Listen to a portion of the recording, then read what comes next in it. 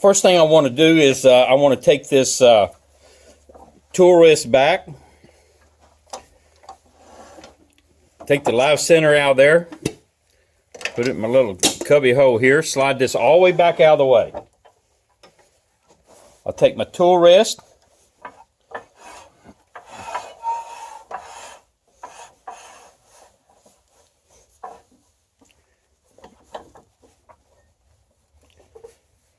We'll get it lined up here to where I'm cutting on right at the center axis.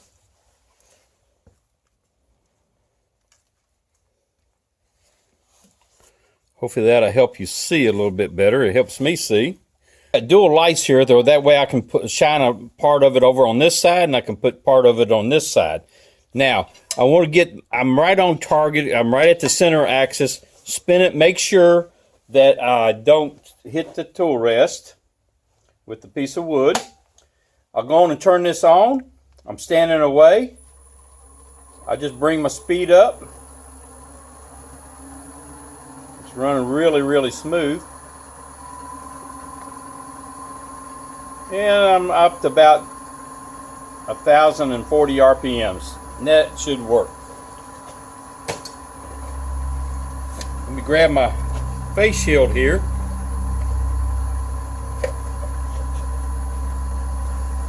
First thing I want to do is I want to go in there and I just want to relieve some wood.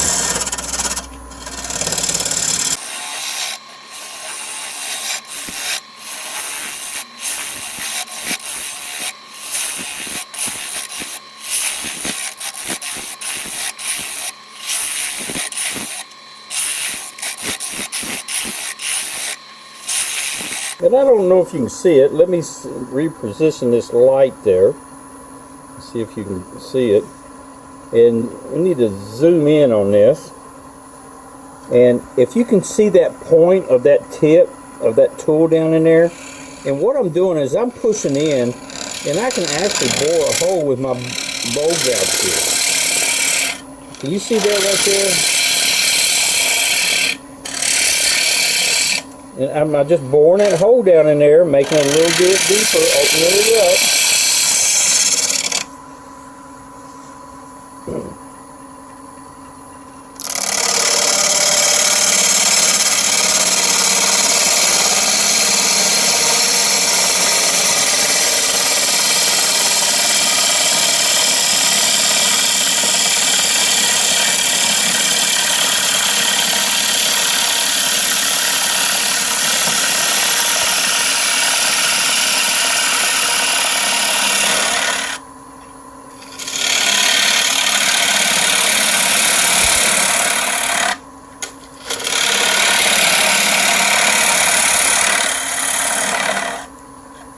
Okay, that last cut there, I want to explain to you just a little bit.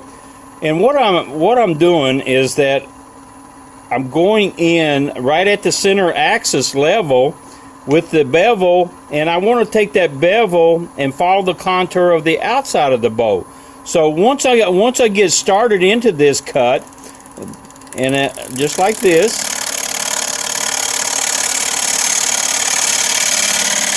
And then I've got support on the heel. I'm going to shut this lathe off, and I want to show you exactly what I'm talking about. So as I come into here, and once I start, if you can zero in right here, it is touching the heel and the toe is touching. And I want to keep that bevel sliding across to the bottom of that bow. And as I do that, there's a couple things that I'm going to do. One, I keep going in, and then when I get down here to the curve of the bow and the bottom of it, right at that curve, I'm going to pull the handle to me, and at the same time, I'm going to rotate it in my hand to where the flute is straight up and down when I get to the center. So, again, we go in, we're going to the curve, I'm pulling the handle to me, and I want to be at the end right there. Now, I'm going to show you in a little bit on how you can dress this up, especially beginners starting out. And there's nothing wrong with using a scraper down in the bottom of that bow. And remember, if I'm using a scraper, it's ripping fibers of wood out. if I can take this bow gouge and slide across there, I'm slicing fibers of wood off, and it makes it for easier sanding. Here we go.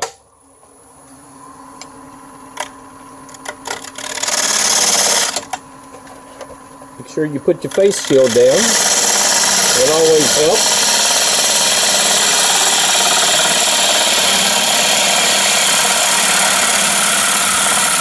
I'm pulling that handle to me. I'm raising it 3 towards straight up and down. We go right to the center. And here we go again. We're going to make another cut.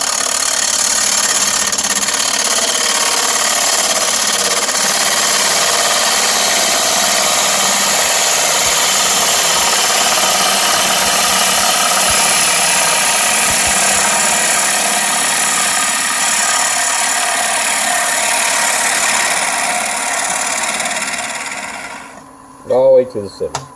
Okay, let's stop and see what we got. Now, I want you to think about something. That is the hardest cut in bow turning, is that cut I just did. I want to do that cut, especially when I get 3/4 of the thickness right here. I can only do that cut. I only want to do that cut from there on out. I do not want to take a scraper or come from the inside of the bow and to come out. So let's go on and finish this up. Right now, since we got the lathe off, I'm going to show you how to check the depth. What I'll do is stick the bow gouge in there to the bottom. I'll take my thumbnail and I'll look down from this side of the piece to the other side. I line it up with my thumbnail and I stick it up here, and I can tell that I'm that deep. One thing you don't want to do is that when you're doing a bow, you don't want to make a funnel. So you're always checking the depth. You make sure you know how thick it is on the bottom, so that you won't go through the bottom. So let's get this cut out. We're going to go in here and we're going to actually take some more off this bottom, because it was pretty thick.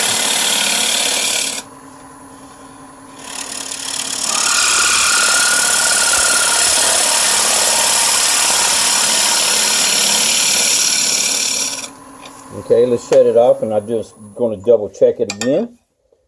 See where I'm at.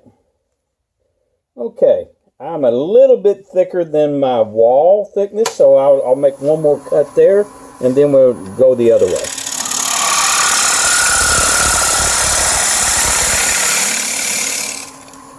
Okay, here we go.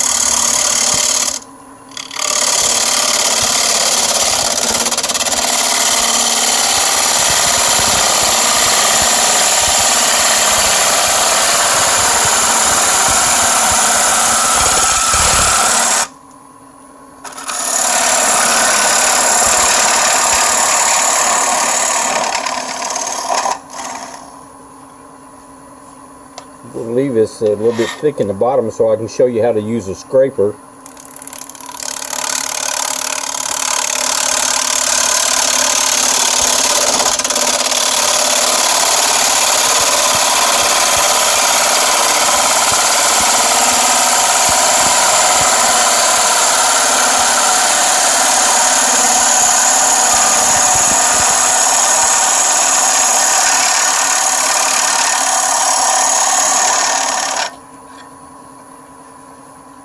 Let's stop it and see what we got here.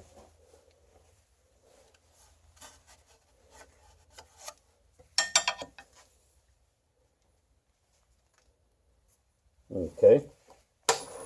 I'm going to make one more pass out here.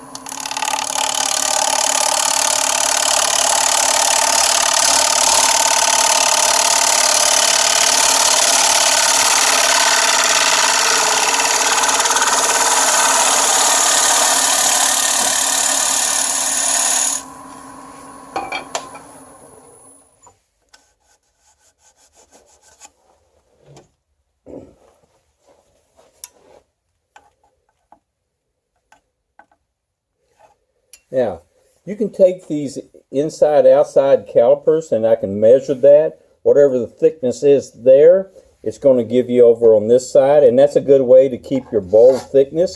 One thing I found with natural edge bowls, that I want to keep the same thickness in the walls all the way down, so it'll dry even.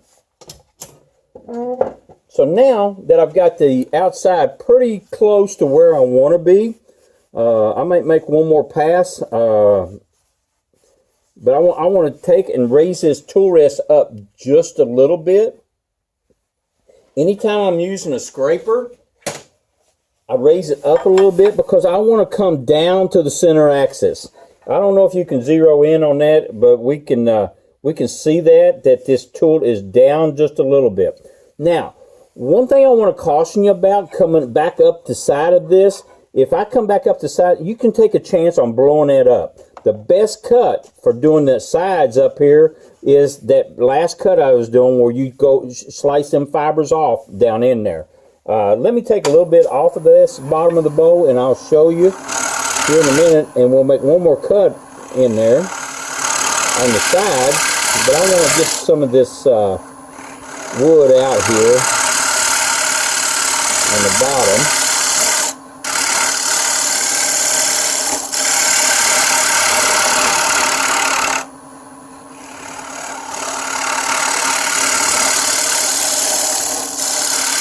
And see, you can see that using this scraper, and it's very easy, and I can actually really feather that out in there. Yeah, I might have to sand a little bit more, but that's all right. I'd rather for you to learn how to do this and get a good bowl off of there. That's fine. Till you get a little bit better on using a bowl gouge. So I'm going to take one more cut on this side. I'm going to check my depth again and see where I'm at, and it's a little bit thicker on the bottom, so I might take let me go and clean this side up, and then we'll get the bottom.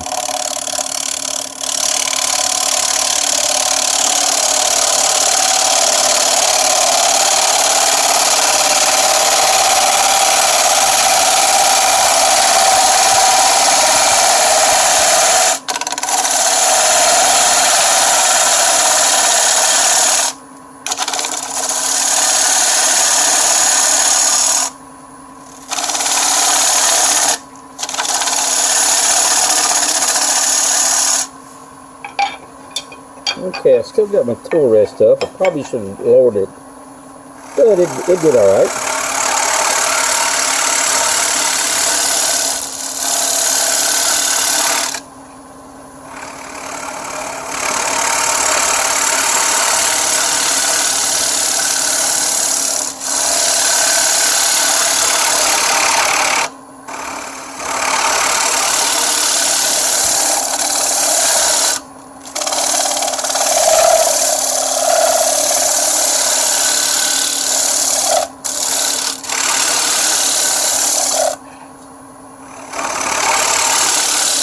Okay, let's see what we got.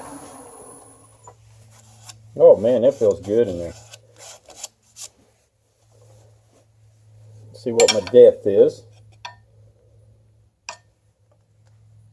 Still a little bit thick, so I need to take a little bit more out of the bottom. Let's get my calipers here, and I want to check my sides. Get around here where I can get out on that wing.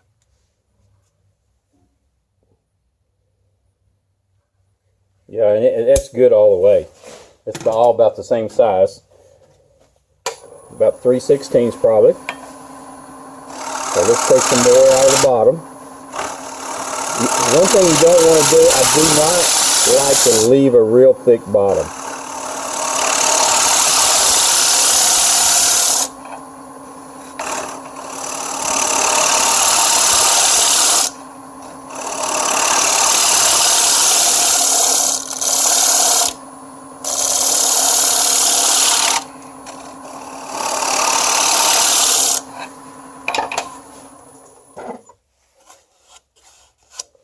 And that looks pretty good. Let's check it again. I'd rather check more times, and I'm pretty much on target. Maybe a little bit more, just a little bit more.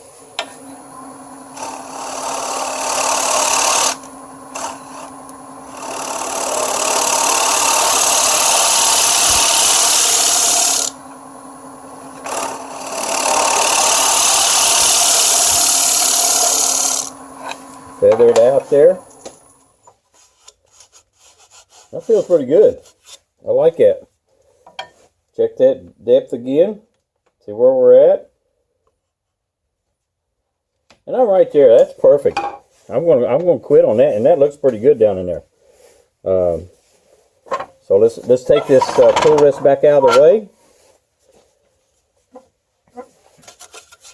I need to grab my air hose.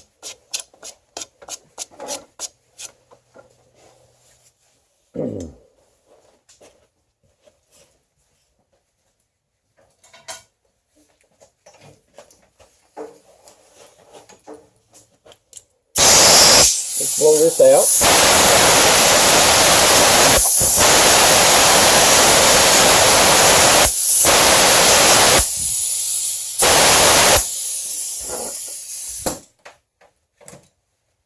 Okay, now, first thing I want to do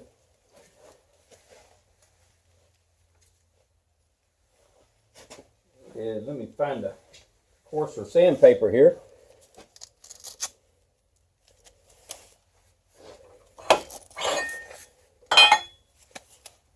Now, you got end grain on two sides coming through here. And you're always going to have tear outs on those two sides. But what you've got to do is just turn it on, and you can actually slow it down a little bit. It sands a little bit better. Just try to sand it.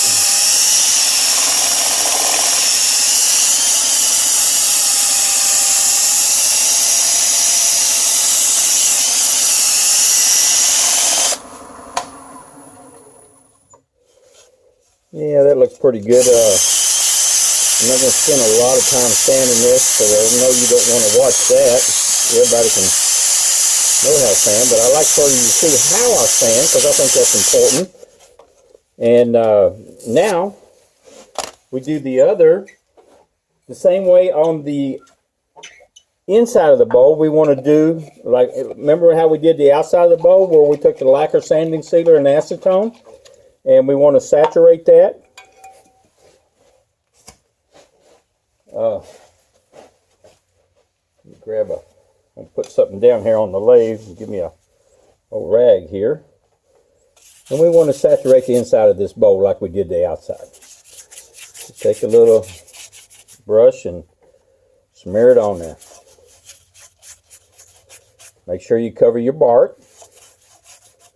That's a plus, because that bark is, we're going to have to glue it again on the inside like we did the outside. And that helps lock that bark in. It can help stay in on there. And plus, the acetone is pulling some moisture out of the inside of this bowl. And again, the lacquer sanding sealer is filling up the pores of that end grain. So it allows it to dry equally to the side grain. And that's a plus. So that's why we do this, instead of just doing a raw wood, leaving them grains open. I think this is a plus. Put the top back on that so I don't spill it. And we're going to flip it on here and let it dry just a second.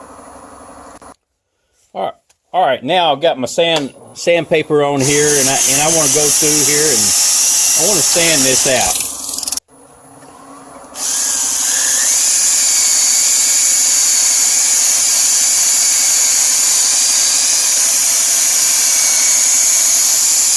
One thing about sanding is now's the time, if there's any tool marks, end grain tear, this is the best time to get it out, you know, because it will show after you put your finish on there.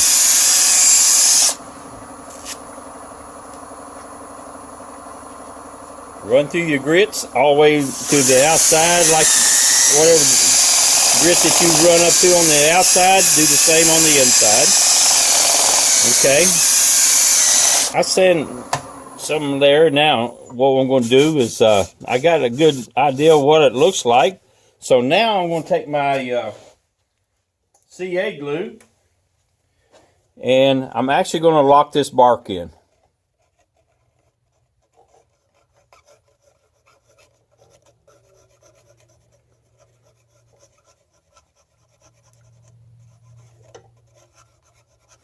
And we'll shut this video off and pause it just for a second and let me do this. Okay, now that we got this all locked in all the way around with the CA glue, I come back in here and I spray it with the quick set. Worst thing about this quick set, it stinks. So that should lock it up pretty good. And we'll proceed on sanding the inside of this. So now I can really sand the glue down.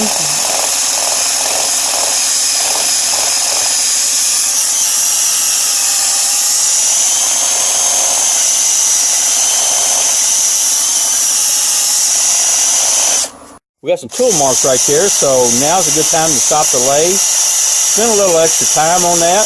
Just knock them tool marks out of there if you have them in there.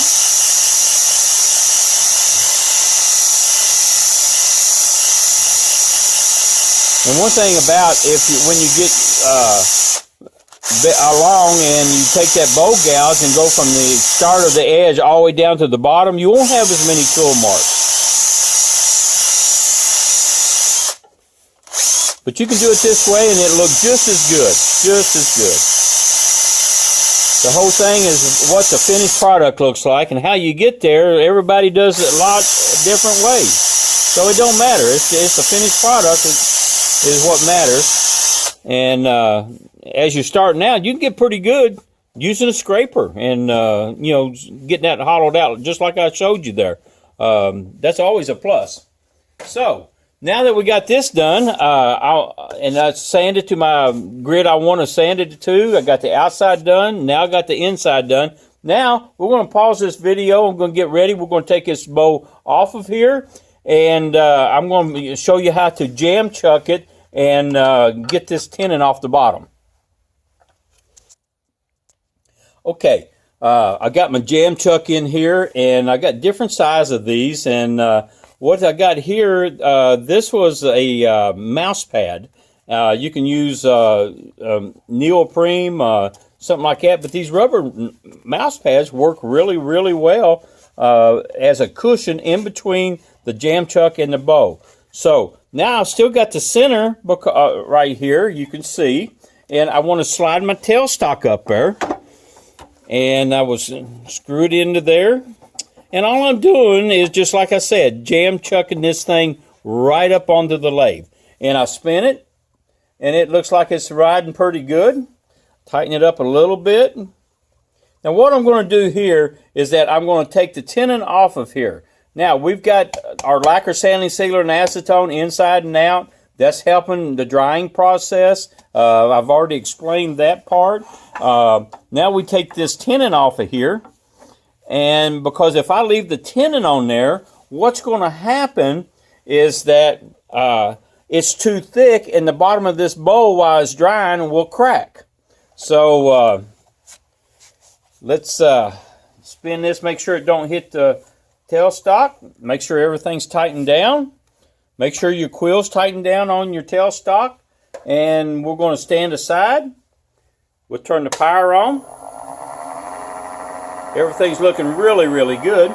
So I take my bowl gouge, put my face shield down, and now all I want to do is take this tenon off. And let me get some light over here. I think you can see that.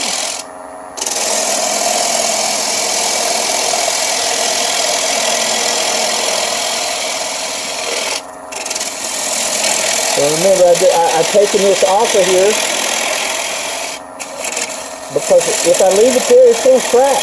There's too much wood in there to dry.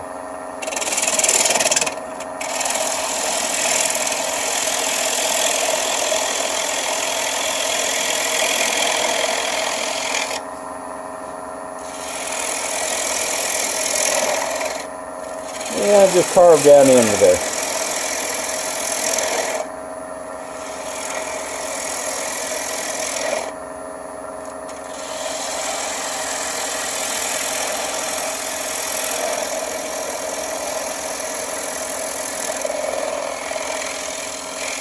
And I don't want to go too far, risk the chance of breaking off of there or moving on me. So now,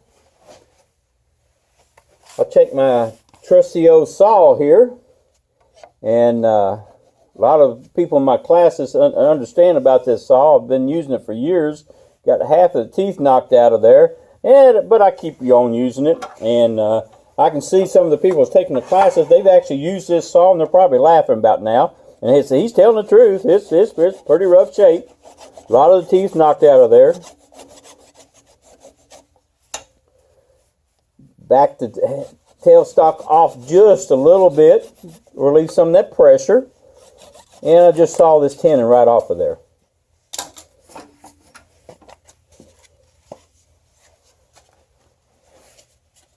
Now, take everything apart here.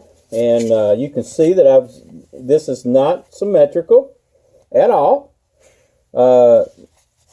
It's rough looking, and I take my sander, and I just want to kind of take that nib off of there, just kind of even it out, get rid of some of that wood a little bit. So I'm going to take it off there later anyway.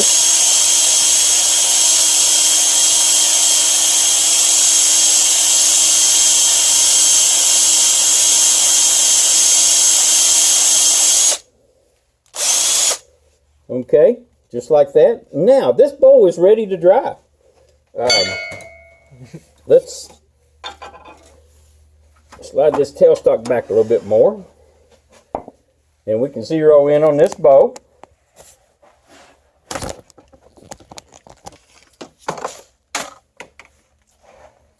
And you can see that this thing rocks, and that's all right. Just like that. I want to take a brown paper bag. Let me go grab one.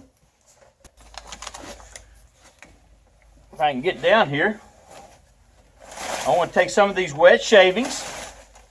And I put them down in the bag. And I want to take this bowl, and it's because it's wet, I just put it down in this brown paper bag, and I cover it up with some more wet shavings.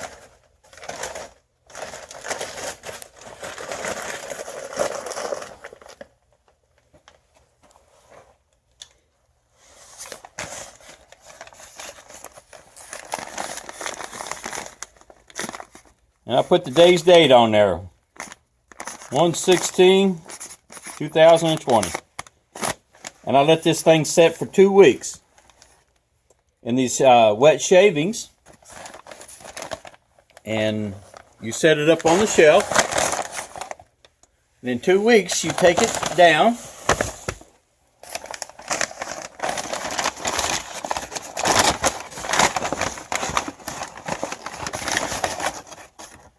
And you would see that here's one, just like I turned, and it's got it's warped a little bit. It won't set. You can see it's warped.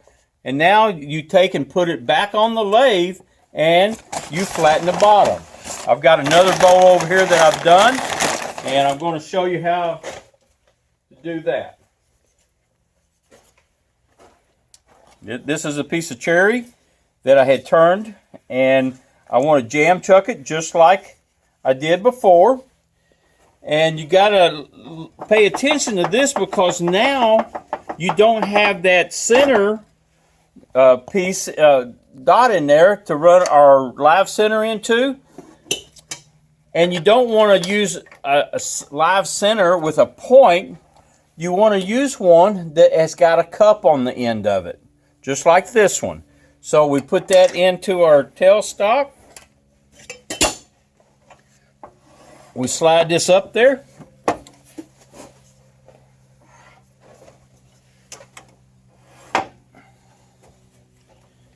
And what I want to do is that I just kind of snug it a little bit. And then I want to spin the bowl and see how it turns Let's take it just a little bit snugger. There we go. That's better. Actually, that's pretty darn good. And all I'm doing here, I can't touch the outside of this bowl anymore because remember, it's finished. We sanded it. It's slick. It looks good. It's got a good finish on it. So now I want to dress up the bottom of the bowl. That's the only thing I can work on at this point. I will take my bowl gouge. We'll go in there and we'll undercut it a little bit. Spin that, make sure it don't hit the tool rest.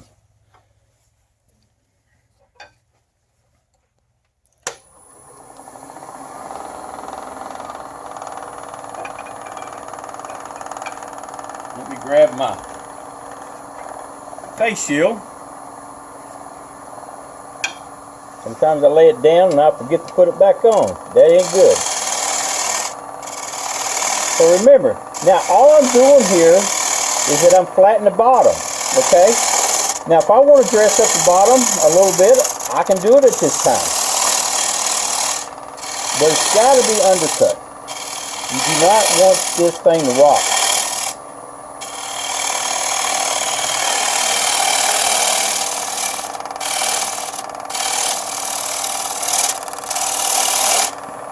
You'll make sure you come all the way out to the edge.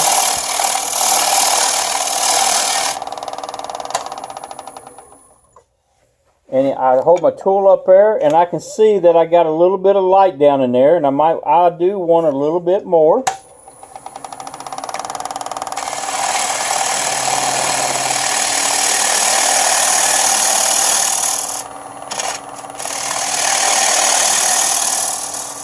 Just like that.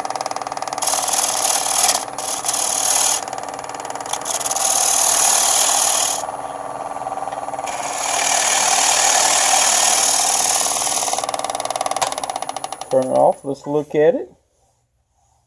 That looks good. Plenty of gap down there on the bottom. Got a little bit of high right there where the tenon is, so I'll scrape it out a little bit.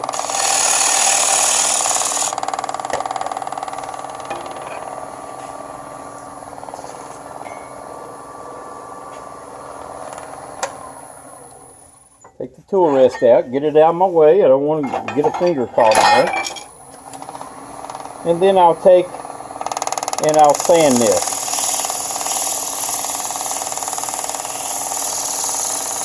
And I'll sand all the way up in my grip.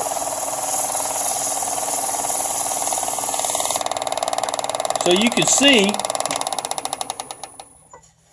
by doing this, I will take in this nib right here, right under where my live center is.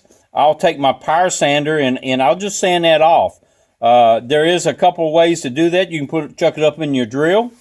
Another way to do that is if you have a chuck that you can put back in here with the sandpaper on it, and that's a good way to do it also. Give me just a second and I'll find that other piece.